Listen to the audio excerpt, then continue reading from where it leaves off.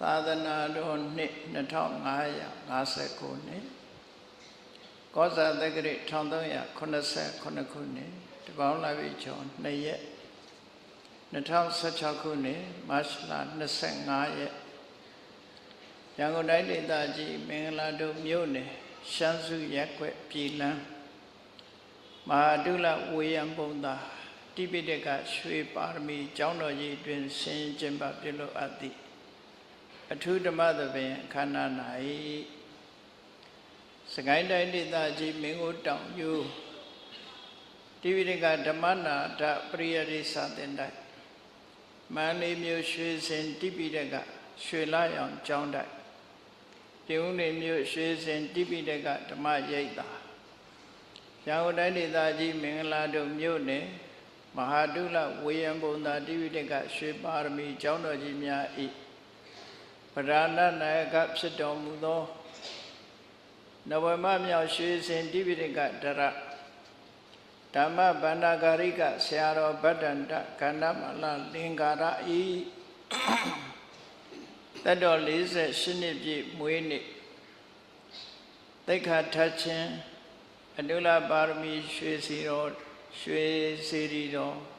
အတုလမင်္ဂလာရွှေစေရီတော်များရွှေထီးတော်ထွတ်တင်ခြင်းမဟာဒုလဝေယံပုံသာတိပိဋကရွှေပါရမီကျောင်းတော်ကြီးကျောင်းလွတ်ပူဇာဆွမ်းပရိသပင်3500စိုက်ထူလူဒန်းခြင်းနှင့်ယဟန်ကရှင်ပြုနာသအလှတော်မင်္ဂလာအခမ်းအနား၌ယဟန္တာကာကြီးဥထွတ်လက်ယဟန္တာကမကြီးသူရမသိင်္ဂီတော်မြရွှေမိုးသောရေသန့်နှင့်ပြည့်စုံချမ်းသာစီးပွားရေးလုပ်ငန်းစုမိသားစုတို့ဤအမတဒါနဓမ္မဒါနအဖြစ်ဖြင့်ဟောကြားအပ်သောကောသလမင်းဤမြတ်ဗုဒ္ဓအပေါ်ချီးညိုလေးစားမှုအကြောင်းတရားဒေသနာတော်ဒီကနေ့ညဓမ္မသဘင်ခန္ဓာကိုရွှေဘုန်းတော်သခင်ရှင်တော်မြတ်ဖရာဤမဟာကရုဏာဂုဏ်တော်ကိုအာယုံပြုကာတိကျုဖွဲ့ဆိုအပ်သောဝန္ဒနာပနာမအာတိတဂါထာကိုရွတ်ဆိုပူဇော်ခြင်းဖြင့်စတင်ကြရအောင်ယောကပ္ပကောတိဟိပိအပမိယံကာလံကရွန်တောတိဒုက္ခရာတိခေရံကတောလောကဟိတယာနာထောနမောမာကာရုဏိကတတတယောနာထောဝိနိယမြာစွာတတ္တဝါဤချမ်းသာစီးပွားလူလာတောင်းတဂုံပေါင်းခါသဖြင့်နာထမြညာခြင်းရှင်တော်မြတ်ဖရာသည်ကဗ္ဗကောတိဟိပိဂရိကဘာအရေးအတွက်သင်္ချာတို့ဖြင့်တော်လဲအဘေမေယံရည်တွေ့တိုင်းတာဖော်ပြခြင်းငါမစွမ်းနိုင်ပါသောကာလံလေးအသင်ချေသိမ့်နေကဘာရှိကြသောကာလပတ်လုံးလောကဟိတယတတ္တလောကဤအကျိုးစီးပွားအလို့ငါအတိဒုက္ခရာနိဥစ္စာအသက်ချေလဲအင်္ဂါမေတ္တာကြီးမာသမိတာနှင့်တထာဇနီစွန်ခြင်းကြီးဟုချက်တိထဝေငါးသွဲအစုအလုံးခဲရင်သောမူတော်ကိုကရွန်တော်ဖျားဖြစ်ရန်ရည်တန်ကြိုးကိုအာထုတ်တော်မူရသည်ဖြစ်၍ခေရန်လက်ချေမျက်လုံးအသက်ဆုံးလည်းရဲ့နှလုံးစိတ်ဝံကိုရောဤပင်မခြင်းတို့ကတောဘဝတဏ္ဍကျိန်ဖန်များစွာရောက်တော်မူခဲ့ရရှာလေပြီမဟာကာရုဏီကတတ္တဝါများရင်ဝေတာကဲ့သို့တနာချစ်ခင်မဟာကရုဏာရှင်ဖြစ်တော်မူသောတသနာထသဝိနည်းများစွာတတ္တဝါဤချမ်းသာစီးပွားလိုလားတောင်းတဂုံပေါင်းခါသဖြင့်နာထမြညာထိုရှင်တော်မြတ်ဖရာအားနမောယုတိပြောင်းမန်ကိုလျော်၍ ကရောယောကျိုးရှိခိုးခြင်းသည်အတုဘဝတုစင်စစ်မသွေဖြစ်ပါစေတည်း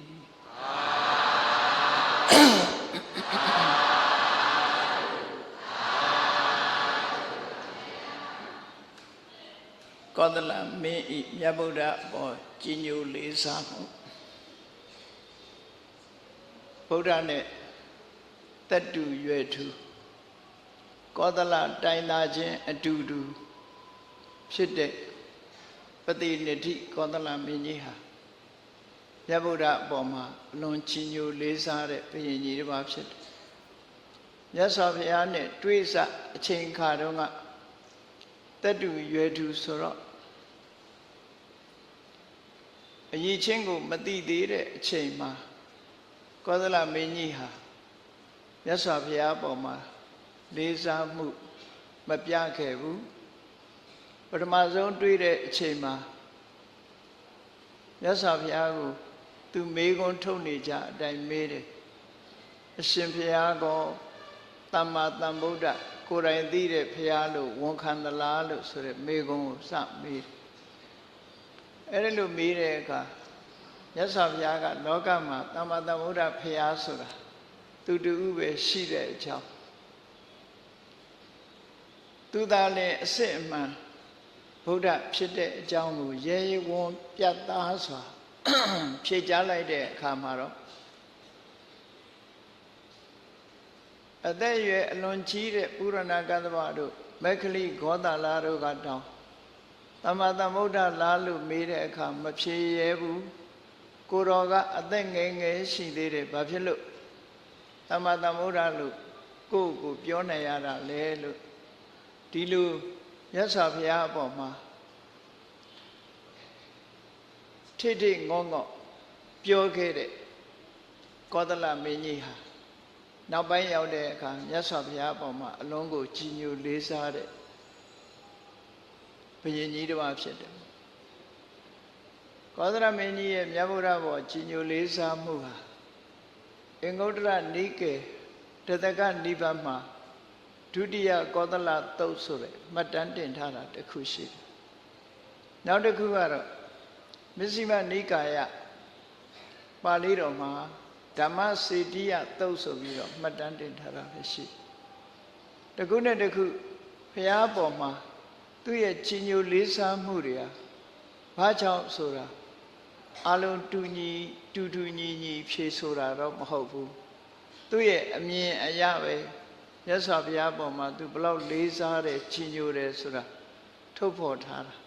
ဒီသုတ်တန်နှစ်ခုမှာတူညီတဲ့အချက်တွေပါတော့လဲကွဲလွဲတဲ့အချက်တွေပါရှိနေတယ်ပေါ့အဲ့ဒီသုတ်တန်နှစ်ခုဓမ္မစေရိယသုတ်တန်ကတော့သူဟာအသက်80ပြည့်တဲ့အချိန်မှာမြတ်စွာဘုရားနဲ့တက္ကတိုင်းကမေဓာလုပဆိုတဲ့ဏိဂုံးရွာလေးမှာနောက်ဆုံးတွေ့တာပဲဖြစ်တယ်အဲ့ဒီမှာသူလျှောက်သွားတဲ့စကားမြတ်စွာဘုရားကိုဘာကြောင့်သူလေးစားတယ်လဲကြည်ညိုတယ်လဲခင်မင်းတယ်လဲညနိုးတယ်လဲဆိုတာကိုသူရှင်းပြောတဲ့အကြောင်းပြတွေထဲမှာတစ်ခုကပါလဲဆိုရင်အရှင်ဘုရားလဲကောသလတိုင်းသားပဲဘာဖြစ်လို့တော့ဆိုတက္ကတိုင်းဆိုတာကောသလတိုင်းကြီးထဲမှာပါဝင်တာကိုအရှင်ဘုရားလဲကောသလတိုင်းသားပဲ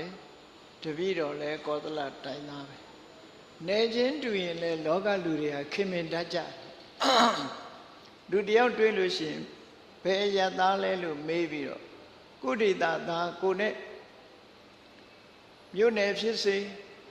တိုင်းဒေသကြီးဖြစ်စေခရိုင်ဖြစ်စေတူညီလို့ရှိရင်လူချင်းဟာခင်မင်သွားတတ်ကြအဲ့ဒီသဘောမျိုးဖះပေါ်မှာသူကကြည်ညိုလေးစားမှုဆိုအကြောင်းမျိုးမျိုးပြတယ်ကိုတော်လဲကောသလတိုင်းသားတပည့်တော်လဲကောသလတိုင်းသားကိုတော်လဲသက်တော်80ရှိပြီတပည့်တော်လဲသက်တော်သက်80ရှိပြီရွယ်လဲရွယ်တူဆိုတာကိုအဲ့ဒီနေရာမှာသိရတယ်ဓမ္မစေရိယသုတ်တံမှာဒီလိုကောသလမင်းကြီးကအသက်နဲ့အရွယ်နဲ့ဆိုတာကိုမြတ်စွာဘုရားကိုထုတ်ဖို့ပြောကြားခဲ့တာဖြစ်တယ်ပေါ့ကောသလမင်းကြီးဟာမြတ်ဗုဒ္ဓပေါ်မှာကြည်ညိုလေးစားမှုဟာ လွန်လွန်ကဲကဲကြည်ညိုလေးစားခဲ့တာဖြစ်တယ်ကြည်ညိုလေးစားခြင်းရဲ့အကြောင်းတွေမြောက်များစွာထဲမှာအခုဒုတိယကောသလသုတ်တံမှာဖော်ထားတဲ့ကြည်ညိုလေးစားမှုတွေကိုဒီကနေ့ညမှတ်သားနိုင်ကြရအောင်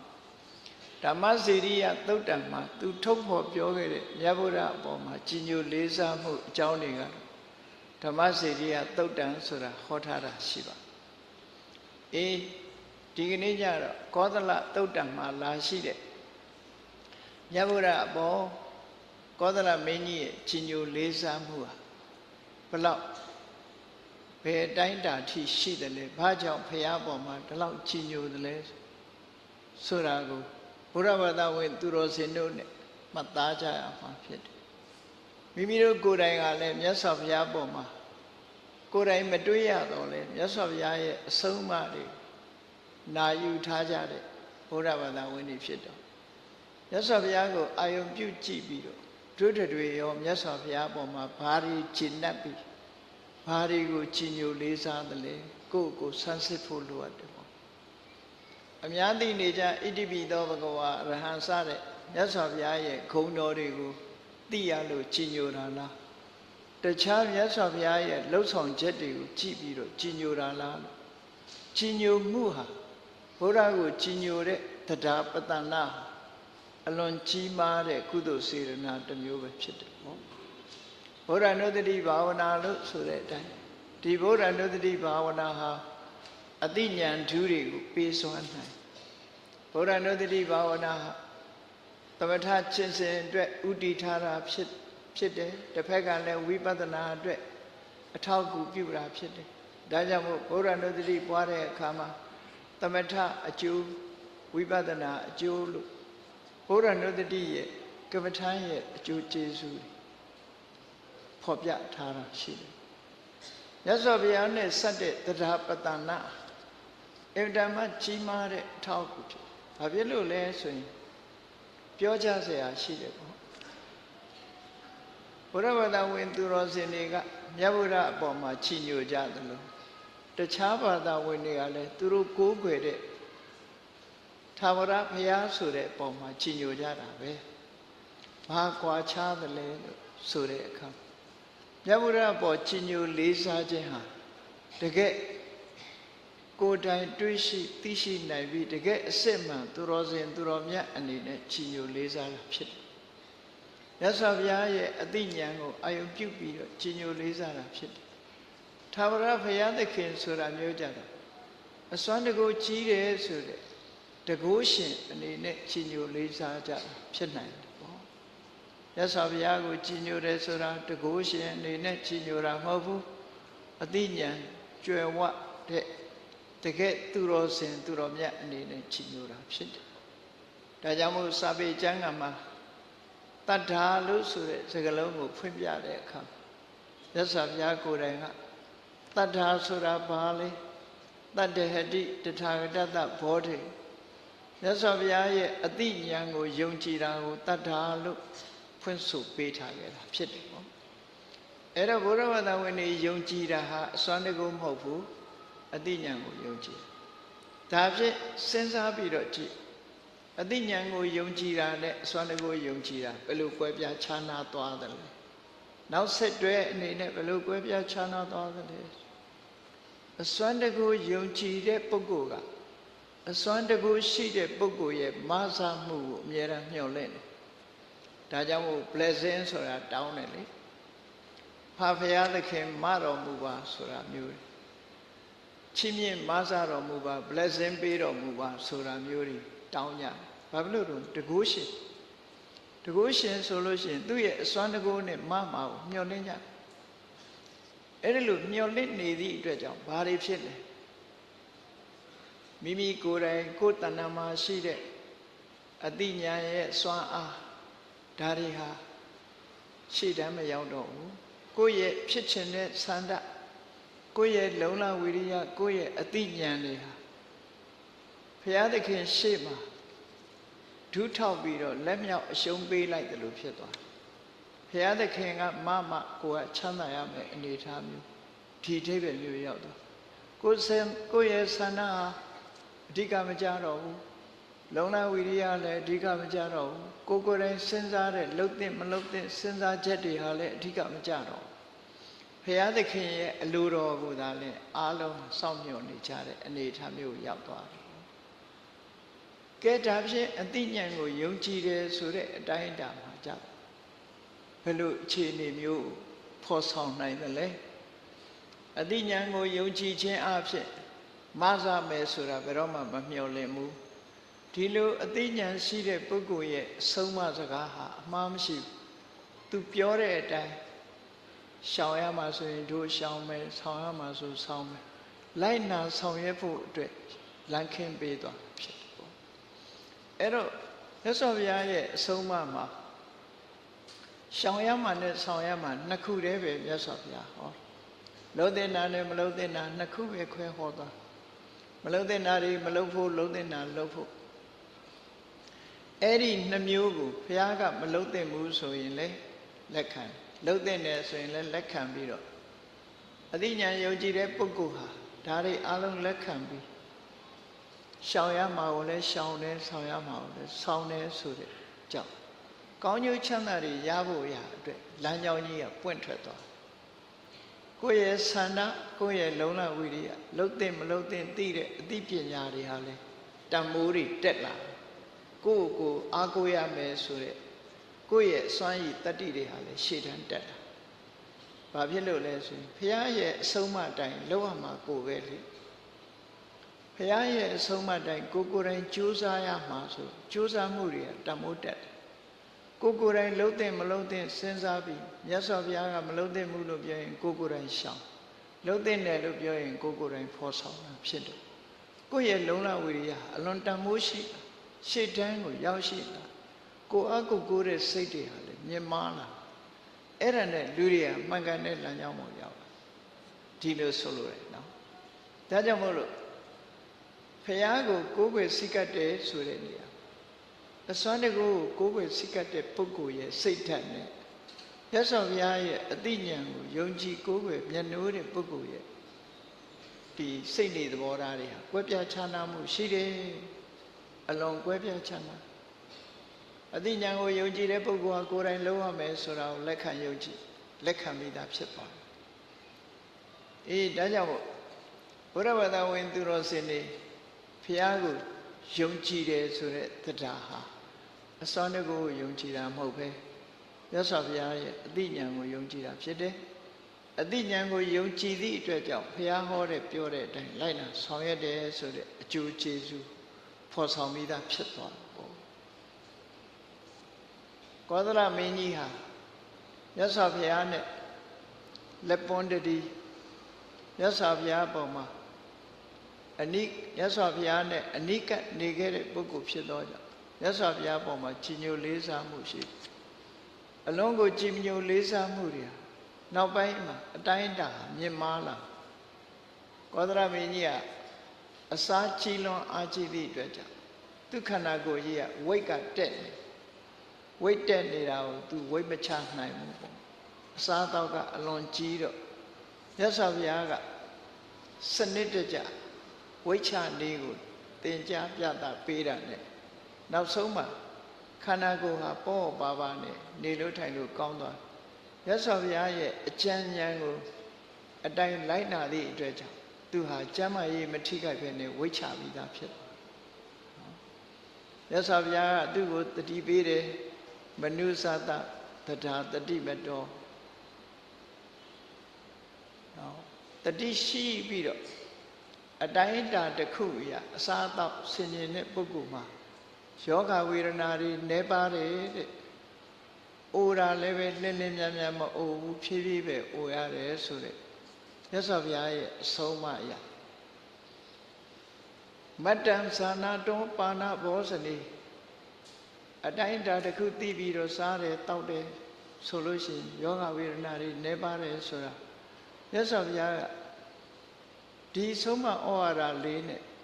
သူနေ့စဉ်အစာအာဟာရကိုကျမ်းမာရေးမထိခိုက်အောင်ပင်ပန်းဆင်းရဲမှုမရှိအောင်တနေ့ကိုနည်းနည်းလျှော့ချပေးသွား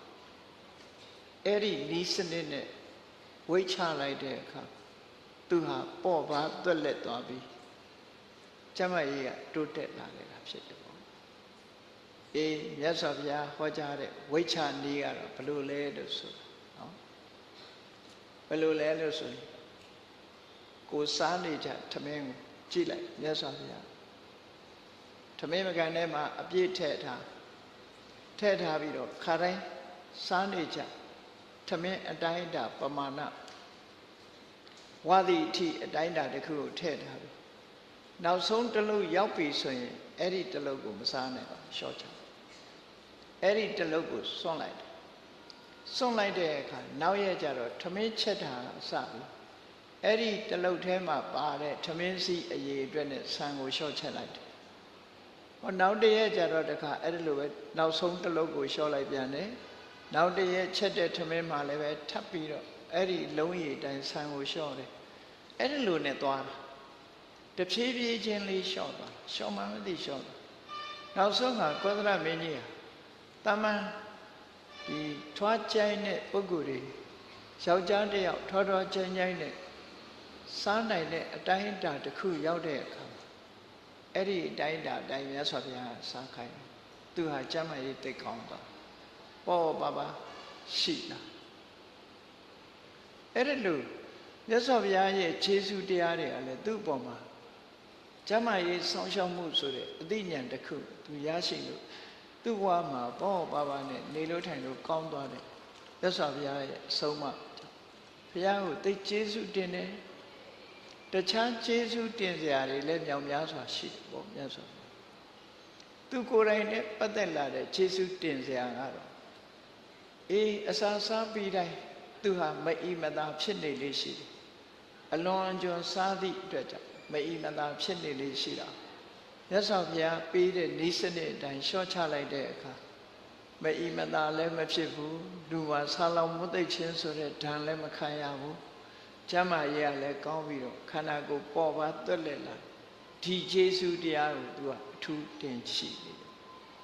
တခြားကျေးဇူးတရားတွေကတော့ဒီတဲ့ပုံမြင့်မားတယ်ပေါ့လေအဲ့ဒါလိုမြတ်စွာဘုရားအပေါ်မှာမြတ်စွာဘုရားကသူ့အပေါ်မှာကျေးဇူးပြုခဲ့တာတွေကြည့်ပြီးတော့သူဟာအလွန်ကျေးဇူးတင်တယ်ပေါ့အေးတနေ့ကျတော့မြတ်စွာဘုရားအပေါ်မှာသူဘာကြောင့်လေးလေးမြတ်မြတ်နဲ့အလေးနဲ့ချီးညိုလေးစားရတယ်လဲဆိုတာမှတ်တမ်းတင်ပြီးတော့ပြမြတ်စွာဘုရားဟာတာဝတိမြို့စေတော်ကျောင်းတော်မှာသရင်သုံးနေတဲ့အချိန်ဒီနေ့မှာကောသလမင်းကြီးကစစ်ပွဲတစ်ပွဲဆင်နွှဲပြီးတော့ပြန်လာတယ်ထိုးစစ်တစ်ခုသွားတယ်ရှေးခေတ်ကတိုက်တာဆင်နဲ့မြင်းနဲ့ရှင်ပြိုင်ပြီးတော့ဓာချင်းခုတ်တယ်လှန်ချင်းထိုးတယ်လေးနဲ့မြားနဲ့ပြစ်တယ်ဆိုမျက်နှာချင်းဆိုင်ပြီးတော့ဆင်ချင်းမြင်းချင်းတူနဲ့တူဟာအနိကတိုက်ပွဲကြီးတစ်ခုသူဆင်နွှဲတယ်ဘယင်ဆိုတာတော့ဘယင်အလုပ်ကိုလုပ်ရတာသူကသောတာပန်လည်းမဟုတ်ဘူးဘုရားနဲ့အနိကနေတော်လည်းပဲတရားထုတရားမြတ်ရတဲ့ပုဂ္ဂိုလ်တော့မဟုတ်ဘူးသို့တော့ဘုရားပေါ်မှာချီးညိုလေးစားမှုလွန်များတဲ့ပုဂ္ဂိုလ်တစ်ခုအဲ့ဒါလို့ဩယောဓိကလို့ခေါ်တယ်စစ်ပွဲတစ်ပွဲကနေပြန်လာပြီးတော့ဝိစိတသင်္ကမောဒီတစ်ချိန်မှာတော့သူကစစ်အောင်နိုင်အောင်တိုက်လာအဲ့တော့ဒီစစ်ပွဲကသူကဘယ်သူနဲ့တိုက်နေရတာတော့လို့ဆိုလို့ရှိရင်တခြားလူနဲ့တိုက်ရတာမဟုတ်ဘူးသူ့ရဲ့နှမရဲ့သားဖြစ်တဲ့ဗေမိသာရမင်းနဲ့ကောသလမင်းကြီးရဲ့နှမဝေဒီဟိမိဖုရားတို့ကမွေးထားတဲ့အသတ္တတတ္တုဆိုမိုက်ကန်အဖေကိုတတ်ပြီးတော့နန်းယူတဲ့မင်းဆိုးနဲ့သူကတိုက်ကြဘာဖြစ်လို့စစ်ဖြစ်တယ်လဲလို့ဆိုရင်တူကြီးနှစ်ယောက်ဘာဖြစ်လို့စစ်ဖြစ်တယ်လဲဆိုရင်အသတ္တတတ္တုကငယ်စဉ်ကလေးကဘုရင်ရဲ့လက်ယုံရေးကိုမိခင်ကဝန်းထဲမှာရှိတုန်းကလေးကဗေမိသာရမင်းကြီးရဲ့လက်ယုံသွေးကိုတောက်ချင်တယ်ဆိုတဲ့ချင်းချင်းနဲ့သွေးတောက်လိုက်ရမှာချင်းချင်းပြေပြီးမွေးလာတဲ့သားဆိုမမွေးခင်ကလေးကအဖေရန်သူဆိုတဲ့နာမည်နဲ့အသတ္တတတ္တုလို့ခေါ်တယ်ဝေရိမိဖုရားရဲ့သားဖြစ်သောကြောင့်ဝေရိပုတ္တော စာပေကျမ်းမှာရာဇာမာကရုံအသတ္တတတုဝေရဟိပုတ္တောလို့ဒီလိုမှတ်တမ်းတင်ထားတာဖြစ်တယ်သူဟာဘုရင်ကြီးကိုလှုပ်ကြံတပ်ဖြတ်သူခမည်းတော်ကိုလှုပ်ကြံတပ်ဖြတ်ဖို့ကြိုးစားရှင်တေဝရရဲ့တိုက်တွန်းချက်နဲ့နောက်ဆုံးမှာသူ့ဖခမည်းတော်ကသူ့ကိုအမတန်မှလည်းချစ်တော်ထီးနှန်းကိုဆင်းပေးလိုက်သူ့ကိုအပ်လိုက်တယ်အဲ့ဒီအချိန်မှာမကောင်းတဲ့အကြံဉာဏ်တွေကိုယူပြီးဖခမည်းတော်ထောင်သွင်းအကျဉ်းချပြီးနောက်ဆုံးမှာထောင်ထဲမှာတပ်ဖြတ်လိုက်တဲ့အဆင့်ထိရောက်သွားတယ်နော်အဲ့ဒီအသတ္တတတ္တုနဲ့ဗေမိသာရမင်းကြီးနိုင်ရဆန်သွားတဲ့အခါဗေမိသာရမင်းကြီးရဲ့မိဖုရားခေါင်ကြီးဖြစ်တဲ့ဝေရဟိမိဖုရားလဲသူ့ရဲ့သားကဘုရင်ကိုတတ်တာဖြစ်သောကြောင့်သူဟာစိတ်နှလုံးအေးချမ်းမှုမရှိဘူးအမြဲတမ်းစိုးရိမ်သောကတွေနဲ့တပိမ့်ပိမ့်တလိမ့်လိမ့်နေတော့သူလည်းသိပ်ပြီးတော့မကြဘူးနိုင်ရဆန်ကံတော်ကုန်းအဲ့ဒီမှာဝေရဟိမိဖုရားရဲ့မောင်တော်ဖြစ်တဲ့ကောသလမင်းကြီးကဒီအာသတ္တတတ္တုကြောင့်ငါရဲ့နှမလည်းဆုံးရတယ်နောက်ရဆန်ရတယ်ဆိုပြီးတော့ဝေရဟိမိဖုရားနဲ့ဗေမိသာရမင်းနဲ့လက်ဆက်တဲ့အချိန်တုန်းကဝေရဟိမိဖုရားတဲ့တနခါတို့နန္တာတို့အမျိုးသမီးတွေရဲ့အစဉ်အပြင်အတွက်ဆိုပြီးတော့ကာတိဆိုတဲ့ရွာလေးကိုအခွန်တသိန်းထွက်တဲ့ကာတိရွာလေးကိုပေးလိုက်တယ်လက်ဆောင်ဖြစ်ပေးတယ်မင်္ဂလာဆောင်လက်ဖွဲ့လိုက်တာဆိုပါစို့အဲ့ဒီလက်ဖွဲ့လိုက်တဲ့ကာတိရွာလေးကိုဒီမိုက်တဲ့အစာတသက်ကိုတော့ငါမပေးဘူးဆိုပြီးပြန်သိမ်းတာလက်ဆောင်ကိုပြန်သိမ်းတာသူ့အဖေတော်ကလက်ဖွဲ့လိုက်တာပြန်သိမ်းအဲ့ဒီပြန်သိမ်းတော့ကာတိရွာရလို့မှုနဲ့အစာတသက်နဲ့ကောသလမင်းကြီးကမကြာခဏစစ်ဖြစ်တယ်တိုက်ကြတယ်တခါတခါကျတော့ကောသလမင်းကြီးရှုံးပြီးတော့ထွက်ပြေးလာခဲ့ရတယ်ဟောဒီတစ်ချိန်မှာတော့သူကနော်ဝိစိတသင်္ကာမောလတ္ထာထိပ်ပါရောသူဟာတိုက်ပွဲကိုအောင်းလာခဲ့ပြီလတ္ထာထိပ်ပါရသူရခြင်းနဲ့အဆင့်ကိုရအဇာတတကိုလည်းသူဟာအရှင်လတ်လတ်ဖမ်းဆီးနိုင်ခဲ့ဖမ်းပြီးတော့သူ့ရဲ့ဆင်နေမြင်းတွေအလုံးကိုသိမ်းယူလိုက်တယ်သိမ်းယူလိုက်ပြီးနောက်ဆုံးတော့လဲတူကြီးပဲလေနောက်ဆုံးကျတော့ဆင်နေမြင်းတွေလက်နဲ့တွေအကုန်လုံးသိမ်းယူလိုက်ပြီးတော့သူ့ကိုပြန်လွှတ်လိုက်တာပြန်လွှတ်ပြီးတော့ကာတိရွာလေးကိုသူ့ကိုပြန်ပြီးတော့လက်ဆောင်ပေးလိုက်တယ်နောက်ဆုံးကျတော့လေဆွေမျိုးသားချင်းဆိုတော့လည်းမပြတ်နိုင်ဘူးပေါ့နော်လက်ဆောင်ပြန်ပေးလိုက်တယ်အဲ့တော့နောက်ဆုံးသူနိုင်အောင်တိုက်လိုက်လို့လတ္ထာဒိဋ္ဌာယသူ့ရဲ့ညွန်လင့်ချက်တွေအောင်မြင်လာတဲ့အခါ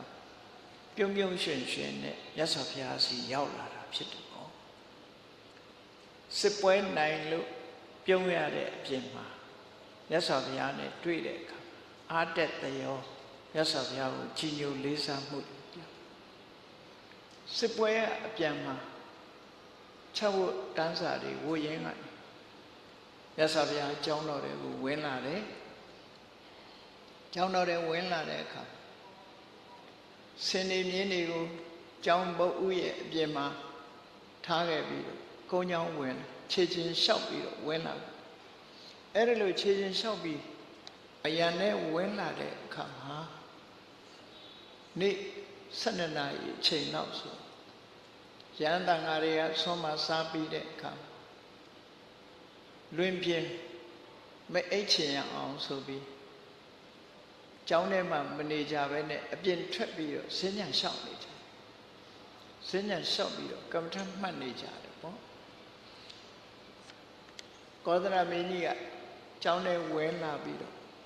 မြတ်စွာဘုရားကျောင်းဘယ်မှာလဲလို့ဆိုတဲ့မေကုံမေးအဲ့တော့စဉ်းစားစရာဒီနေရာမှာမြတ်စွာဘုရားကကျောင်းခဏခဏပြောင်းလို့ तू မသိတာလားသို့မဟုတ် तू ကကျောင်းအယောင်နေလို့မသိတာ तू ကမေခွန်းမေးတယ်ဆိုတာတခါတရံကြတော့ဘုရားပဲကျောင်းမှာရှိတယ်လဲလို့မေးတဲ့သဘောမျိုးလည်းဖြစ်နိုင်တယ်ပေါ့နော်သိတော့သိတယ်တွေ့တဲ့ကိုယ်တော်ကိုနှုတ်ဆက်တဲ့အနေနဲ့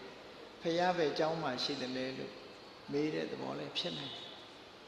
ဒီတစ်ချိန်ဟာပထမဆုံးအချိန်မဟုတ်ဘူးဆိုရင်မြတ်စွာဘုရားသရင်သုံးတဲ့အကြောင်းသူသိရမှာပေါ့အေးတခုတော့ရှိတယ်စေတော်အကြောင်းထဲမှာခန္ဓာကုရီကျောင်းဆောင်ကတလလာခါရတို့ကျောင်းဆောင်တွေက၄ငါးဆောင်လောက်ရှိတယ်အဲ့ဒီထဲမှာဘယ်ကျောင်းမှာမြတ်စွာဘုရားသရင်သုံးတယ်လဲဆိုတာကိုလောလောဆယ်သရင်သုံးနေတဲ့ကျောင်းကိုသိချင်လို့လေစဉ္ညာရှောင်းနေတဲ့ကိုရော်လေးစီချင်းကပ်ပြီးတော့နော်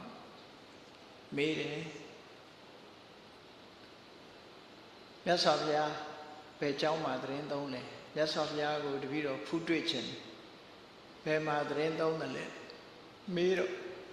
ယဟန်တော်တွေကလက်ညှိုးထိုးပြီးတော့ပြကြဧတောမဟာရာဇဝိဟာရောတန်ဥဒ္ဒတော်ရောမြတ်စွာဘုရားသရင်သုံးတဲ့ကျောင်းဟာအမြဲတမ်းတကားပိတ်ထားလို့ရှိအမြဲတမ်းတကားပိတ်ထားအဲ့ဒါကိုသတိထားမိတာတကားပိတ်ပြီးတော့နေတာဟာအိန္ဒိယနိုင်ငံရဲ့ထုံးတမ်းစစ်မှန်တစ်ခုလို့ဖြစ်ဘုန်းကြီးတို့ဗာရာဏသီမှာနေတော့ဗာရာဏသီဗမာကျောင်းဘေးမှာရှိတဲ့အိမ်လေးဟာအမြဲတမ်းတကားပိတ်ထားတကားပိတ်ထားတော့ဘာသာနေကြားရတော့ဆိုတကားခောက်တဲ့အတန်အမြဲတမ်းကြားအပြင်ကလားလေတဲ့လူကတကားကိုထောက်ခေါက်မှတကားဖွင့်တယ်အမြဲတမ်းတကားပိတ်ထားလေးရှိကြဒါကိုသောတတိယမြတ်စွာဘုရားသရင်သုံးတဲ့ကျောင်းကလည်းတကားပိတ်ထားတယ်ဒါကြောင့်မို့ဧတောမဟာရာဇဝိဟာရောတန်ဥဒ္ဒတော်ရောဘုရင်မင်းကြီးဟိုနာကကျောင်းတကားပိတ်ထားတဲ့ကျောင်းရှိတေနအပ္ပတ္တထောဥပသင်္ကမိတောအဲ့ဒီကျောင်းသွားတဲ့အခါမှာစကားတူတူပြောသွားယဟန်တွေကဘုရင်ကြီးကိုလမ်းညွှန်လိုက်တာလမ်းညွှန်ရုံနဲ့မကဘူးစူးစူးညံ့ညံ့စကားကျဲကျဲလောင်လောင်ပြောမသွားဘူးတတိပေးလိုက်သေးတယ်အပ္ပတ္တထောဥပသင်္ကမိတောတူတူတိတ်တိတ်သွားပါတဲ့အတ္တရမာနောအာလိင်္ဂံပဝိသိတောခုခေတ်ခေါ်တဲ့ပေါ်တီကိုလို့ခေါ်တယ်စောစောတလင်အစောတလင်မသွားပဲနဲ့ဖြည်းဖြည်းတက်တက်တာတာကျောင်းဥတွေကိုဝင်လိုက်ပါအဲ့တော့ပေါ်တီကိုသဘောမျိုးပဲခုခေတ်လဲကျောင်းတကားပေါက်ဝင်တော့မယ်ဆိုရင်ပေါ်တီကိုအောက်ရောက်တဲ့အခါနော်အဲ့ဒီအချိန်မှာဥက္ကတိတ်တော်ချောင်းတစ်ချက်ဟန့်လိုက်ပြီးတော့တကားကိုခောက်လိုက်ပါဒါလိုက်နိုင်ရမယ့်ကျင့်ဝတ်တွေပဲအဲ့ဒါမြတ်စွာဘုရားကျောင်းကိုသွားတယ်ဆိုတာဒီတိုင်းပဲသွားရမြတ်စွာဘုရားကလည်းကျောင်းကိုအမြဲတမ်းတကားပိတ်ထားတယ်တကားပိတ်ထားတဲ့ကျောင်းကိုတိတ်တိတ်ဆိတ်ဆိတ်သွားစူးစူးညံ့ညံ့မလုပ်ရဘူးလေဒါတွေဟာခဏိဗုဒ္ဓဘာသာတွေတတိထားစရာအချက်တွေပေါ့ဘုန်းကြီးကျောင်းကိုသွားပြီဆိုရင်ဆူညံစကားပြောပြီးတော့မသွားတဲ့ဘူးဆိုတာမတမန်ထင်ရှားတယ်အဲ့ဒီလိုသွားပြီးတော့ဖြည်းဖြည်းနေကျောင်းမုတ်ဦးတွေကိုဝင်လိုက်ပြီးကျောင်းဥဆင်ဝင်တဲ့သို့မဟုတ်ပေါ်တီကိုတွေကိုဝင်လိုက်ဝင်ပြီးတဲ့အခါချောင်းတစ်ချက်ဟန့်ပြီးတော့တကားကိုခောက်ဘာလို့ချောင်းဟန့်ခိုင်းတာတော့လို့ဆိုချောင်းဟန့်ခြင်းအဖြစ်လူဆိုတာသိတာသွားတယ်ဒါကြောင့်မလို့ချောင်းတစ်ချက်ဟန့်ပြီးတော့မှတကားကိုခောက်လိုက်ပါတဲ့ခောက်လိုက်ရင်မြတ်စွာဘုရားတကားဖွင့်ပေးပါလိမ့်မယ်ဒီလိုညွှန်လိုက်တယ်အဲ့ဒီနေရာမှာအထက်ကရာဆရာကြီးကရှင်းပြတကားခောက်တာ၃မျိုးရှိတဲ့အကြောင်းလူသားတွေဆိုလို့ရှိရင်မတ္တရအနေထားနဲ့ကိုယ့်ရဲ့ဒီလက်အနေထားကိုကြည့်ပြီးတော့ခတ်တဲ့နေရာလောက်မှာလူတွေကခောက်လို့ရှိကြတယ်တကားရဲ့အလဲကောင်မှာလူတွေကခောက်တယ်တရားတွေနတ်တွေလာလို့ရှိရင်လေသူတို့တကိုးနဲ့ဝင်မလာဘူးဖះเจ้าဖះတကားဖွင့်ပေးမှဝင်တာဒါကြောင့်မို့သူတို့လည်းပဲတကားကိုခောက်တယ်ဘယ်မှာခောက်တုံးဆိုရင်နတ်တွေပြမာတွေကြတော့တကားအထက်ပိုင်းမှာခောက်လိုက်ရင်ဘယ်သူဆိုတာထင်ရှားသိတာတကားနဂါးတွေပါတွေကလည်းဖះကိုလာဖူးတဲ့သူတို့ကြတော့ဘယ်နေရာခောက်ရနဂါးဆိုတာမွေပဲလေဒီပပြင်းရှိတဲ့ကောပရာဆိုတဲ့ မွေးဟောက်ကြီးတွေအမျိုးအစားပဲဒါကြောင့်မို့သူတို့တကားခောက်တဲ့အခါမှာအောက်ခြေမခေါက်အောက်ခြေခောက်ရင်ငကားဆိုတာသိအဲ့တော့မြတ်စွာဘုရားကတော့မခောက်လဲသိတော့သိမှာသို့တော့တမန်အားဖြင့်တကားခောက်တာနဲ့ပဲဘယ်သူလာလဲဆိုတာသိတာအလေကောင်ခောက်ရင်လူလာတယ်အပေါ်ခောက်ရင်နတ်အောက်မှာခောက်တယ်ဆိုရင်ငကားဆိုတာကွက်ပြားခြားနာပြီးသားဖြစ်အဲ့ဒီမှာမြတ်စွာဘုရားကတကားဖွင့်ပွေတယ်ဘုရားကိုယ်တိုင်ထားပြီးတော့တကားကိုချက်ထိုးထားတာကိုဖွင့်လာလားလို့ဆိုအထက်ကရာဆရာကြီးကတော့ပြောထားတယ်စာထဲမှာကတော့တမန်မဲဝိဝရိဘဂဝါဒွါရံမြတ်စွာဘုရားတကားဖွင့်ပေးတယ်လို့ပဲဒီလိုပါအဲ့တော့အဲ့လိုတကားဖွင့်ပေးတယ်ဆိုတာအထက်ကရာဆရာကတော့ဒါဖြင့်မြတ်စွာဘုရားကထိုင်နေရာကထလာပြီးတကားကိုဖွင့်လာလားသို့မဟုတ်ဘယ်လိုဖွင့်လာလဲဆိုမြတ်စွာဘုရားကသူထိုင်နေတဲ့နေရာကနေပြီးတော့လက်ကလေးပြလိုက်တာနဲ့တကားသွဲသူပွင့်မှာဒီလိုဆိုအဲ့ဒါဘာကြောင့်တကားပွင့်ရလဲအစွမ်းတကူလို့ပြောကြတယ်ပြောမြတ်စွာဘုရားရဲ့ကုသိုလ်ကောင်းမှုရဲ့စွမ်းအားအလူကံပုဂ္ဂိုလ်တွေကိုမြတ်စွာဘုရားအမြဲတမ်းတကားဖွင့်ပေးထားတယ်လှူတာတန်းတာနော်လှူတာတန်းတာလက်ကအမြဲတမ်းရေရောနေတယ်အမြဲတမ်းဆေးကြောပြီးသားလက်ရှိဖြူစင်ပြီးတော့ဆေးကြောပြီးလက်ရှိပယတပါဏိအလူမပြတ်ပေးလူနေတဲ့ပုဂ္ဂိုလ်ရဲ့လက်ကိုပယတပါဏိစင်ကြယ်စွာဆေးကြောထားတဲ့လက်လို့သူတို့ဆိုအဲ့ဒါလို့မြတ်စွာဘုရားတန်တရားမှာလေးသိချင်တဲ့ကမ္ဘာတသိန်းဒါနပါရမီဖြည့်ချင်ဖြစ်ချင်တယ်ဖြစ်နောက်ဆုံးမှာပါရမီဖြည့်ချင်တဲ့နောက်ဆုံးဘဝလို့ဆိုရင်ဝိတ္တန္တရာမင်းဘဝမှာတောင်မှကြီးမားတဲ့အလှူဒါနတွေကိုပြုခဲ့တယ်အဲ့တော့ဒီလောက်လှူလာခဲ့တဲ့လက်ဒီတကားလေးဖွင့်ဖို့ရာအတွက်အပင်ပန်းခံပြီးထားစရာမလိုဘူးတဲ့လက်ပြလိုက်တာနဲ့တကားပွင့်သွားတယ်။ဘာကြောင့်ပွင့်မြတ်စွာဘုရားရဲ့ကုသိုလ်ကံအရှိန်ဝါတွေကြောင့်ပွင့်သွားတာလို့ဒီလိုဆိုလို့အေးဒါလို့ဆိုလို့ရှိရင်မြတ်စွာဘုရားကိုအန္တရာယ်ပြုမယ်လို့သို့မဟုတ်ပစ္စည်းခိုးဖို့တခိုးတို့ဘာလို့လာရင်မြတ်စွာဘုရားကလက်ပြပြီးမဖွင့်ရင်အဲ့ဒီတကားကိုဘယ်သူမှအင်းနဲ့အားနဲ့ဘိုင်ဖို့စ်လုပ်ပြီးတော့ဖွင့်လို့ရမှာမဟုတ်ဘူးပေါ့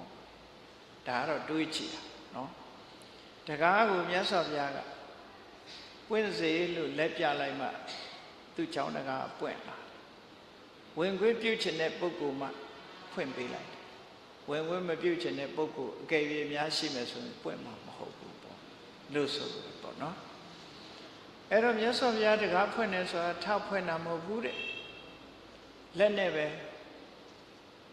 လက်အမူအရာပြလိုက်တာနဲ့ပဲတကားသူကသူပွင့်သွားတယ်အဲ့ဒီမှာကောသလမင်းကြီးဟာဝင်လာတယ်မြတ်စွာဘုရားကျောင်းတော်ထဲဝင်လာပြီးတော့ကောသလမင်းကြီးကမြတ်စွာဘုရားကိုရှိခိုးတာရိုးရိုးတမန်ရှိခိုးတဲ့ပုံစံနဲ့ရှိခိုးတာမဟုတ်ဘူးမြတ်စွာဘုရားကိုရှိခိုးတာပါဒာနိမုခေနသပရိစုံပတိမြတ်စွာဘုရားရဲ့ခြေကိုသူ့ပါးစပ်နဲ့စုပ်ပြီးတော့ရှိခိုးတာနော်စုပ်တဲ့ကိုဗမာလူကစုံဘိတဝါနန်းတယ်လို့ဘာသာပြန်လေးရှိကြတကယ်ကတော့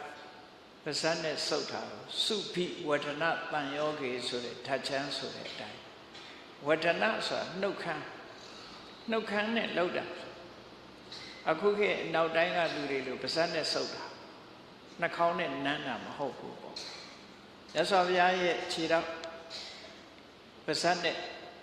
စုပ်ပြီးတော့ရှိခိုးတယ်လို့ဒီလိုဆိုတယ်ဒါဘလောက်လေးစားမှုကိုပြတယ်ဆိုတာ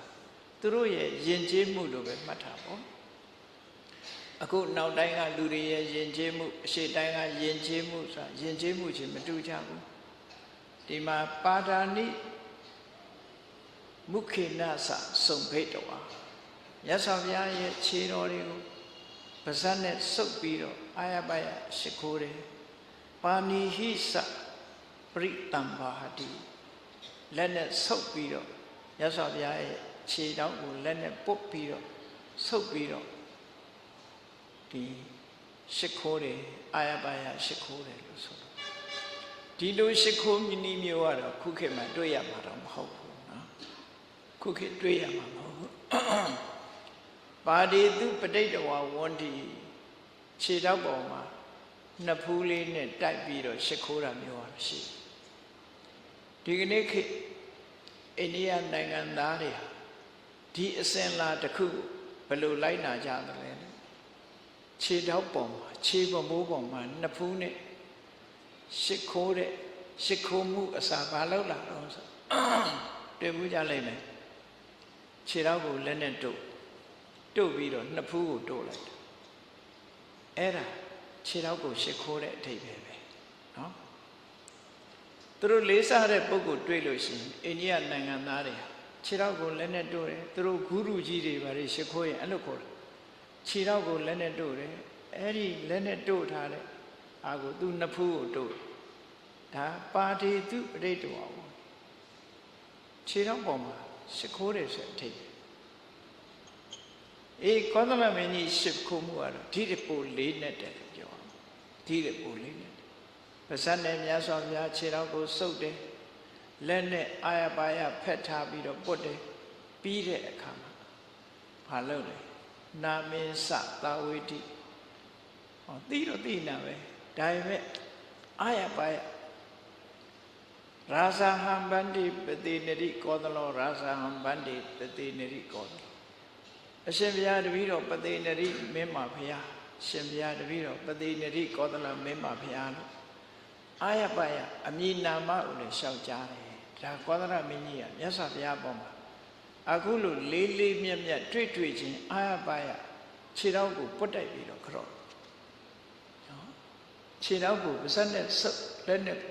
ဆုပ်ပြီးတော့ကြော့အဲ့တော့သူကလွန်လွန်ကဲကဲကြော့တဲ့သဘောလွန်လွန်ကဲကြော့တုတ်တန်တစ်ခုမှာမြတ်စွာဘုရားဟောထားတာတစ်ခုရှိယဟန်တွေကိုမြတ်စွာဘုရားဆုံးမတဲ့ဩဝါဒပေးတဲ့အနေနဲ့ဟောတယ်ကောသလမင်းကြီးတို့တာဂိဝေမင်းကြီးဆိုတာကောသလမင်းကြီးရဲ့ဟောတဲ့နေပေါ့နန်းရံနေလို့ခေါ်တက်ကြမင်းကြီးဟာကောသလမင်းကြီးရဲ့လက်အောက်ခံတစ်ဆင့်နဲ့နောက်လိုက်မင်းကြီးအနုယန္တလို့ခေါ်တယ်အနုယန္တဆိုတာကောသလမင်းကြီးကိုခြံရံရတဲ့မင်းကြီးပေါ့ကောသလမင်းကြီးကသူတို့တဲ့အဆင့်မြင့်တယ်မြတ်စွာဘုရားရဲ့အမျိုးတွေတက်ကြမင်းတွေက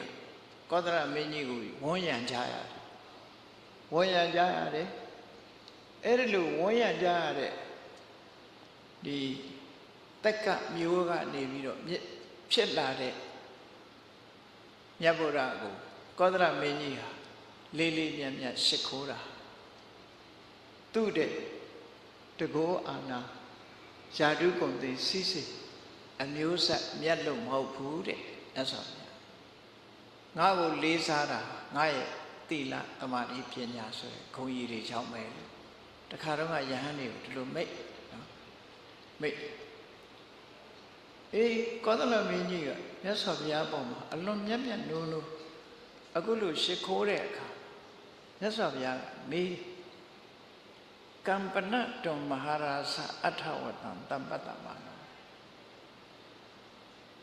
မြတ်တော်မင်းကြီးဘယ်လိုအကြောင်းတူတွေကိုတွေ့ရလို့ဣမသမိန်တရိရေဧဝရူပံပရမနိပစ္စကာရံကရောတိဒီလိုခန္ဓာကိုယ်ငါရဲ့ခန္ဓာကိုယ်ပေါ်မှာနှိမ့်ချမြတ်နိုးနဲ့ရှ िख ိုးရတာလေတဲ့ဘယ်လိုအကြောင်းတူတွေကိုတွေ့လို့ဒီလောက်ထိအောင်လေးမြတ်မှုကိုပြရတာမေတ္တုပဟာရံဥပဒံတေတိတကယ်ကိုမေတ္တာစိတ်အပြည့်အဝနဲ့မြတ်စွာဘုရားငါ့ကိုလေးစားသမှုပြုရတာလေဘာကြောင့်မြတ်စွာဘုရားမေးတာဘာကြောင့်ငါ့အပေါ်မှာဒီလောက်မြတ်နိုးနဲ့လေးစားရှ िख ိုးရသလဲ ဘာကြောင့်မေတ္တာစိတ်တွေဒီလောက်ပြင်းပြင်းထန်ထန်ငါးပေါ်မှာဖြစ်ရတယ်လဲမေးတဲ့အခါကောသလမင်းကြီးကမြတ်ဗုဒ္ဓအပေါ်မှာချီးညိုလေးစားမှုတွေသူကအကြောင်းရှိအယမ်းမဲ့ဘုရားကိုဟိုလေးစားတာမဟုတ်ဘူးအကြောင်းမသိပဲနဲ့ပုဂ္ဂိုလ်တစ်ပါးအနေနဲ့ဒီလိုမဟုတ်ဘူးမြတ်စွာဘုရားအပေါ်မှာသူကျေနပ်တဲ့အချက်တွေကိုသူကလျှောက်ထားဘာတွေသူကျေနပ်တာတော့လို့မြတ်စွာဘုရားမှာကျေနပ်စရာတွေအများကြီးရှိမယ်ပေါ့ဂုဏ်ကြီးတွေကလည်းအများကြီးရှိသို့တော့ကောသလမင်းကြီးကသူကျေနပ်တဲ့အချက်တွေကို10ချက်ထုတ်ပြီးတော့လျှောက်ကြားထားတယ်ဘဂဝါဟိဗန္တိဘူဇနာဟိတာယပရိပန္နောဘူဇနာဒုက္ခယဘဂဝါဆိုတဲ့စကားလုံးကိုခေါ်လိုက်တာအိန္ဒိယနိုင်ငံရဲ့အသုံးပဲဗမာတွေကတော့ဘဂဝါမြတ်စွာဘုရားလို့ပြန်တဲ့အခါကျမူရင်းကိုအဓိပ္ပာယ်သိမသိကြတကယ်ကတော့ဘဂဝါဆိုတဲ့စကားလုံးကဘဂဝါတိဂုရုဘဂဝါတိဂရုဆိုတဲ့ထက္ကရာစကားကိုကြည့်ဂရောဟိလောကေဘဂဝါတိဝဒန္တိဘဂဝါဆိုတာ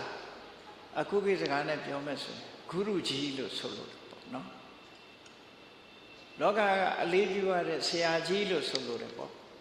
ဗမာစကားဆရာကတော့သိမကောင်းခြင်းမကောင်းတဲ့အဓိပ္ပာယ်ဆရာကြီးဆိုတာရှိသေးတယ်နော်အဲ့တော့ဂုရုကြီးပေါ့အိန္ဒိယနိုင်ငံမှာသူတို့လေးစားတဲ့ပုဂ္ဂိုလ်တွေဘဂဝါဆိုတာဂုရုကြီးလို့ပြောတာဘာဖြစ်လို့လဲဆိုရင်အိန္ဒိယနိုင်ငံမှာလူတွေကဂရောဟိဂုရုဟိစကားလုံးလေးနည်းနည်းကွဲတယ်ဂရုနဲ့ဂုရုဂရောဟိလောကေဘဂဝါတိဝရန္တိလေးစားရမယ့်ဂုရုကိုသူတို့စီမှာဘဂဝါလို့ခေါ်တယ်ဒီလိုဆိုတယ်အဲ့တော့ဘဂဝါဆိုတာခဏခေတ်မှာလည်းအိန္ဒိယနိုင်ငံမှာသုံးတယ်သူတို့လေးစားတဲ့ဆရာကြီးတွေပါတယ်ဆိုရင်ဘဂဝါဆိုတဲ့နာမည်ထည့်ခေါ်တယ်နော်ဘဂဝါဆိုတဲ့ဗမာပြည်ကတော့ဘဂဝါဆိုရင်မြတ်စွာဘုရားပဲသိတယ်လေသို့တော့သူတို့နိုင်ငံမှာသုံးတဲ့ဘဂဝါဆိုတဲ့စကားလုံးဟာဂုရုကြီးလို့အဓိပ္ပာယ်ရတယ်ပေါ့အဲ့ဒါကြောင့်မို့မြတ်စွာဘုရားကိုဂုရုကြီးလို့ခေါ်တဲ့သဘောပဲဆရာမြတ်ကြီးပေါ့သို့တော်ဒီဘဂဝါဆိုတဲ့စကားလုံးကိုအင်္ဂလိပ်လိုပြန်ကြတဲ့အခါမှာ blessed one လို့ပြန်ကြတယ်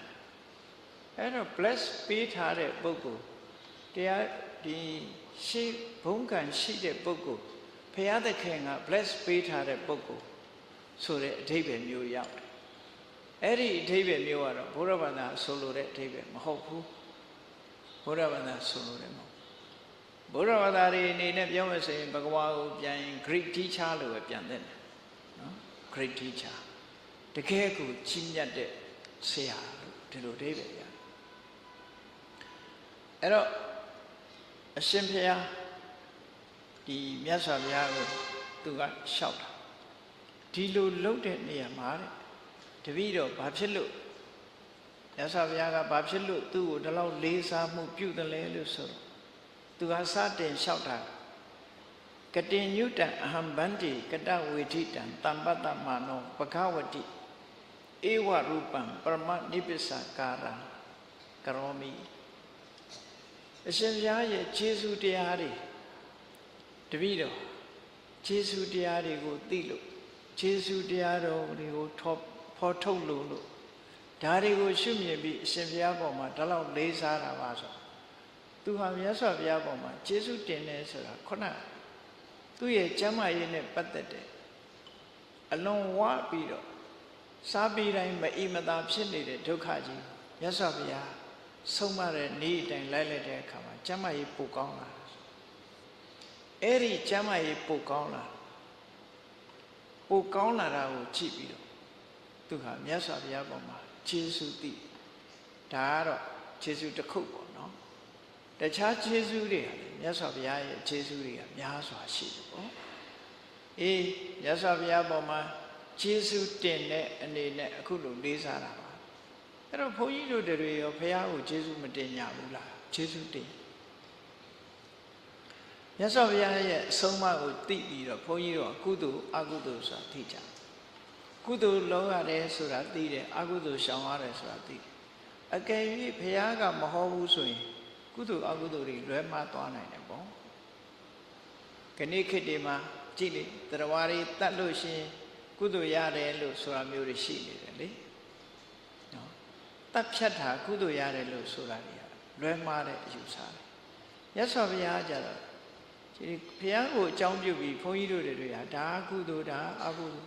ကုသိုလ်အကုသိုလ်ကွဲပြားစွာသိပြီးရှောင်ရမှနဲ့ဆောင်းရမှတွေသိတယ်လှုပ်တင်တာတွေမလှုပ်တင်တာတွေသိရမြတ်စွာဘုရားကိုအကြောင်းပြုပြီးတော့အမှန်ကန်တွေကိုသိရှိပြီးတန်တရားဝကမလွတ်သေးတော့လေဘုန်းကြီးတို့တွေစိတ်ချမ်းသာမှုကိုအများကြီးပို့ရတာမြတ်စွာဘုရားရဲ့ဂုဏ်ကျေးဇူးတွေပေါ့ကိုယ့်ပေါ်မှာကျေးဇူးပြုတာကိုပြောဘုရားရဲ့ကျေးဇူးကြောင့်အခုလိုမိမိတို့ရဲ့ပစ္စည်းဥစ္စာတွေကိုဆွန့်လွတ်ပြီးဒါနကောင်းမှုပြုတာလေဘုရားရဲ့ကျေးဇူးပဲလေခုလိုကြီးကျယ်ခမ်းနားတဲ့ကြောင်းကြီးတစ်ခုဆောက်လုပ်တယ်ဆိုတာမြတ်စွာဘုရားအဆုံးအမကိုရလို့ဒီလိုလုပ်တာပဲဒီလိုလုပ်တာဟာအမတန်မှကောင်းတယ်ဆိုတာလေဘုရားရဲ့အဆုံးအမကိုရပြီဒါနကောင်းမှုတွေပြုတယ်မြတ်စွာဘုရားသာသနာတော်နဲ့ပတ်သက်တဲ့ကုသိုလ်ကောင်းမှုတွေပြုတယ်ဟောတန်ဖိုးမဖြတ်နိုင်တဲ့ကုသိုလ်ကောင်းမှုတွေရတာဘုသူကျေးဇူးဘုရားကျေးဇူးပဲဒီလိုဆိုအဲ့တော့ကောသလမင်းကြီးကလည်းအရှင်ဘုရားရဲ့ကျေးဇူးတရားတွေကိုတပည့်တော်သိလို့အခုလိုလေးလေးမြတ်မြတ်တယုတသိမြတ်မြတ်နိုးနိုးရှိခိုးတာဖြစ်ပါတယ်လို့ပြောပြီးဘုရားရဲ့ဒီဘုရားပေါ်မှာသူကျေနပ်တဲ့အရေးချင်းတွေကိုတစ်ခုချင်းတစ်ခုချင်းထုတ်ပြဘဂဝါဟိပန္တိဘုဇနာဟိတယဘုဇနာဒုက္ခယပฏิပန္နောဘုံသောစနတအထာယဟိတမြတ်စွာဘုရားကိုသူကလျှောက်တယ်ရှင်ဘုရားဟာတရဝအများအကျိုးစီးပွားရှိအောင်တရဝအများချမ်းသာအောင်အမြဲတမ်းဆောင်ရွက်တော်မူတယ်မြတ်စွာဘုရားကဟိတနဲ့ဒုက္ခဖြစ်စေဟိတနဲ့ဒုက္ခဒုက္ခရဖို့အတွက်ဟိတဖန်တီးပေးတာနော်ဒုက္ခရဖို့အတွက်ဟိတဒုက္ခဆိုတာတိုက်ရိုက်ပေးလို့မရဘူးတိုက်ရိုက်ပေးလို့မရဘူးအဲ့တော့ဒုက္ခဖြစ်ဖို့ရအတွက်ဟိတရှိဖို့လိုတယ်ဆိုပါစို့ဒီကိုသားသမီးလေးကိုကိုချစ်လို့ပညာတတ်ကြီးဖြစ်အောင်လုပ်ပေးလို့ရလားဆိုမရဘူးဘာလုပ်ပေးနိုင်လဲငွေကြေးတနာလုံးလုံးလောက်လောက်ထောက်ပံ့ပြီးတော့တက္ကသိုလ်ကျောင်းကောင်းကောင်းထားမယ်ဆရာကောင်းကောင်းနဲ့အပ်ထားမယ်အဲ့ဒီလိုလုပ်မှဒါတွေကဟိတလို့ခေါ်တယ်ကျောင်းကောင်းကောင်းထားပေးတာဆရာကောင်းကောင်းစီအပ်ပေးတာဒါတွေကဟိတအခြေအနေကောင်းတွေကိုဖန်တီးပေးတယ်အဲ့ဒီဖန်တီးပေးလိုက်ခြင်းအဖြစ်သူဟာပညာတွေရလာပြီးတော့အောင်မြင်ကြီးပွားတဲ့ဒုက္ခဆိုတာသူရမှာဖြစ်တယ်အဲ့တော့ဒီစကလုံးနှလုံးကအမြဲတမ်းတွဲဖက်ထားတယ်ဟိတနဲ့ဒုက္ခဘုဇနာဟိတယဘုဇနာဒုက္ခဟိတဆိုတာအကြောင်းတရားဒုက္ခဆိုတာအကျိုးတရားအကြောင်းတရားကိုလုံးဝအကျိုးတရားဆိုတာရတယ်ဆိုပါစို့စိုက်ပျိုးမယ်ဆိုလို့ရှိရင်လူတယောက်ဟာစိုက်ပျိုးမယ်ဆိုရင်ဘာတွေလိုအပ်တယ်မြေကောင်းကောင်းလိုအပ်တယ်မျိုးစေ့ကောင်းကောင်းလိုအပ်တယ်နော်ထွန်ရက်စိုက်ပျိုးဖို့ကိရိယာတွေလိုအပ်တယ်အဲ့ဒါတွေထုတ်ပေးတာဟိတစိုက်ပျိုးလိုက်လို့အောင်မြင်ပြီးတော့သီးနှံတွေရလာတဲ့အကျိုးခံစားတာကြောင့်မှဒုက္ခလူတယောက်စီးပွားလုပ်ဖို့ရာအတွက်ဟုတ်လားစီးပွားရေးလမ်းညွှန်မှုပေးတယ်ငွေကြေးဒနာထုတ်ပြီးတော့ပေးတယ်လမ်းပြပေးတယ်အဲ့ဒီပုဂ္ဂိုလ်ကဒါတွေကဟိတလို့ခေါ်တယ်အကြောင်းတရားတွေကိုဖန်တီးပေးလိုက်တယ်ဖန်တီးပေးလိုက်တဲ့အခါသူကိုယ်တိုင်လုံးဝဒုက္ခဆိုတာရဖြစ်တယ်အဲ့ဒါကြောင့်မလို့ဒုက္ခကိုတိုက်ရိုက်ပေးလို့မရဘူးဟိတကိုသာလုပ်ပေးရမြတ်စွာဘုရားကသရဝရီအကျိုးကိုဆောင်ရွက်တယ်ဆိုတာဟိတကိုလုပ်ပေးတာအေးချမ်းသာခြင်းနဲ့ဒါနကောင်းမှုလုပ်ရတယ်ကုသိုလ်ကောင်းမှုတွေလုပ်ရတယ်ဒါတွေဟာကုသိုလ်ကောင်းမှုလုပ်ခြင်းဟာဟိတလေးပဲကုသိုလ်ကောင်းမှုလုပ်တာကိုအကြောင်းပြုပြီးဒီကုသိုလ်ရဲ့အကျိုးကိုခံစားရပြီဆိုတော့မှဒုက္ခနောက်ဆုံးမှကုသိုလ်ကောင်းမှုတွေလုပ်ထားတယ်စိတ်ထဲမှာဝမ်းသာကြည်နူးမှုတွေဖြစ်တယ်ဒါလည်းပဲဒါနကောင်းမှုရဲ့အကျိုးပဲအေးသီလတွေထိမ့်သိမ်းဆောက်ရှောက်တယ်သီလထိမ့်သိမ်းဆောက်ရှောက်တဲ့ပြင်ကိုယ်မှာအပြစ်ကင်းတဲ့ချမ်းသာခံစားရတယ်သီလထိမ့်သိမ်းဆောက်ရှောက်ခြင်းသည်ဟိတ အပြစ်ကင်းတဲ့ချမ်းသာသည်ဒုက္ခဟောဟိတနဲ့ဒုက္ခဒီလိုတွဲဖက်တာအကြောင်းနဲ့အကျိုးလို့ဒါကြောင့်မို့ဝိပင်္ဂမူလတိကာမှာဒုက္ခကာရဏံဟိတံဒုက္ခကာရဏံဒုက္ခရဲ့အကြောင်းတရားဟာဟိတပဲတတ္တဖလံဒုက္ခဟိတရဲ့အကျိုးကြတော့မှဒုက္ခအကြောင်းနဲ့အကျိုးနှစ်ခုတွဲဖက်ပြီးတော့ပြောတာမြတ်စွာဘုရားကတရားဝါတွေကိုကောင်းကျိုးချမ်းသာရစေခြင်းရင်ဒုက္ခကိုတိုက်ရိုက်ပေးတာမဟုတ်ဘူးဟိတကိုဖြစ်စေဒါကြောင့်မို့ဘုရားကသဗ္ဗပပတ္တအာကရဏံအကုသိုလ်မှန်သမျှတွေရှောင်ညကုသလတုပတ္တဝရကုသိုလ်တရားတွေကိုယ်တဏ္ဍာမှာပြည့်စုံအောင်ကြိုးစားကြဆိုတာဒါဟိတပဲအဲ့ဒီတိုင်လိုက်နာဆောင်ရွက်မှကုသိုလ်ရဲ့အကျိုးဆိုတဲ့ဒုက္ခကိုရမှာဖြစ်တယ်ဒါဒီတိုင်းပဲတဘာဝအဲ့တော့မြတ်စွာဘုရားဟာတရားဝါတွေရဲ့အကျိုးဟိတဆိုတာအများတရားဝါတွေရဲ့ဟိတအများတရားဝါတွေရဲ့ဒုက္ခဖြစ်စေုံမြမကဘဟုနောစနတအရိယေညာယေပဋိဋ္ဌာပိတာယတိတံကလျာဏဓမ္မတာကုသလတာဓမ္မတာမြတ်စွာဘုရားတရားဝါတွေကိုတကယ်စစ်မှန်တဲ့လမ်းကြောင်းပေါ်ကိုတင်ပေးလိုက်တာကြည့်လေအခုလိုဒါနကောင်းမှုတွေပြုရတယ်သီလတွေစောင့်တည်ရတယ်ကမ္မထဘာဝနာတွေပွားရတယ်တကယ်ကောင်းတဲ့လမ်းကြောင်းကြီးကိုတင်ပေးထားတရားဝါတွေကုသိုလ်ဖြစ်အောင်လမ်းကြောင်းပေါ်ကိုတင်ပေးလိုက်ခြင်းဟာအလုံးကိုကြီးမားမြတ်စွာဘုရားသခင်ကိုရောမြတ်ရဲ့ဖျားပွင့်ပြီးတဲ့နောက်မှာတာဝရိန္ဒနတ်ပြည်တို့နတ်ပြည်ရောက်သွားတဲ့နတ်တွေသာသနာဘာတော့ကနတ်ပြည်ရောက်တဲ့နတ်တွေတဲ့ပို့ပြီးတော့အယောင်ဝါတွေတောက်ပြောင်နော်အစင်းတွေပို့လာတယ်အသက်တွေစုပြေမှုတွေတားပိုးလာတဲ့အစိုးရမှုတွေများလာသာသနာတွင်ကနတ်ဖြစ်လာတဲ့သာသနာတွင်မှာနေပြီးတော့ကုသိုလ်လုပ်ပြီးတော့နတ်ဖြစ်လာတဲ့နတ်တွေနဲ့သာသနာ့ဘအခါတော့ကလှုပ်တဲ့နတ်တွေဘုံမိတ်မှန်ချင်းလဲကြွာချားနော်ဘုံမိတ်မှန်ချင်းလဲပဲကိုနတ်တွေရဲ့ဘုံမိတ်မှန်ကမိန်တိန်တိန်သာသနာတွင်မှာကုသိုလ်လုပ်လာတဲ့နတ်တွေရဲ့ဘုံမိတ်မှန်တွေကဝင်းဝါပြောင်လက်ပြီးတော့နေတယ်ဒါကြောင့်ဟိုတရားမင်းကြီးတောင်သုလရထမဟာရထဆိုတဲ့နတ်သားတွေလမ်းပေါ်ထွက်လာပြီဆိုရင်တရားမင်းကြီးဟာသူ့ကိုယ်သူအရှိန်ဝါကင်းမဲ့တယ်လို့ခံစားရတယ်။ဘာလို့လဲဆိုရင်သူနေတဲ့နန်းတော်သူစီးလာတဲ့ရင်သူဝတ်ထားတဲ့အဝတ်အစားတွေကဟိုလူတွေဟာလောက်မကောင်းဘူး။နော်။ဟိုလူတွေကပို့ပြီးတော့မော်ဒန်ဖြစ်နော်ကုသိုလ်ကောင်းမှုကြောင့်ပို့ပြီးတော့တစ်လွင်နဲ့လှပတာဖြစ်ဒါကြောင့်မို့တရားမင်းကြီးလူပြည်ဆင်းပြီးတော့ကုသိုလ်ကောင်းမှုလုပ်တယ်ဆိုတာအဲ့ဒါကြောင့်ဟုတ်အဲ့တော့သာသနာတွင်ကကုသိုလ်ကအကျိုးပေးလိုက်တာနဲ့သာသနာဘာကအကျိုးပေးလိုက်တာလုံးဝခြားနာအဘိဓမ္မာတရားဟောတော့ကအိန္ဒကနတ်သားနဲ့အင်္ဂုရနတ်သားဆိုတဲ့ဇာလံကလေးရှိအင်္ဂုရနတ်သားဆိုတာသာသနာဘာအခါမှာထမရေချောင်းစည်းအောင်လှူကြီးပေးခဲ့အိန္ဒကနတ်သားဆိုတာဆုံးခံကြွလာတဲ့ယဟန်တော်တစ်ပါးဆွမ်းတဆွမ်းလောင်းလိုက်တယ်သူတို့နှစ်ဦးရဲ့လှူမှုတမ်းမှုကိုနှိုင်းယှဉ်ကြည့်အိန္ဒကနတ်သားကဆွမ်းတဆွမ်းပဲလောင်းတာဟိုကထမရေချောင်းစီအောင်ကျွေးတာသို့တော့အလှကံပုဂ္ဂိုလ်ချင်းကြဆွမ်းတဆွမ်းလောင်းလိုက်တာကတကယ်ယဟန်နာပုဂ္ဂိုလ်ထမရေချောင်းစီအောင်ကျွေးထားတဲ့လူတွေက၅ပါးသီလတောင်မလုံတဲ့ပုဂ္ဂိုလ်တွေဆိုအကျိုးပေးတဲ့ကတားပါချား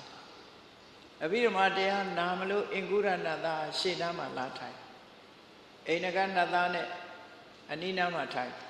သူ့တဲ့တကိုးကြီးတဲ့နတ်တွေလာတဲ့အခါမနေဝမှုနောက်ဆုတ်ပေးရတယ်နောက်ဆုတ်ပေးရအရှိန်ဝါဆိုတာမနေနိုင်ဘူးနောက်ဆုတ်ပေးလိုက်ရတာဖះနဲ့စနစ်ယူစနာလောက်ဝေးသွားတယ်လို့ဆိုတာနောက်ရောက်သွားတာအရင်ရောက်အတန်နဲ့ရှိမှမနေရဘူးနောက်ဆုတ်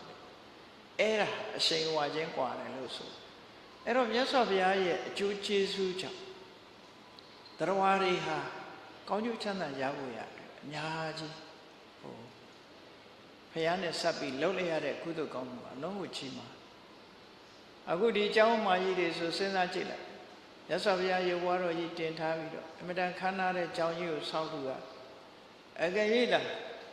ဘုရားတက်တော်ထင်ရှားရှိတာနဲ့အခုဘုရားတက်တော်ထင်ရှားမရှိလို့ မြတ်စွာဘုရားရဲ့ရုပ်တုကိုစိတ်ထက်ကိုတူညီအောင်စဉ်းစားလိုက်မယ်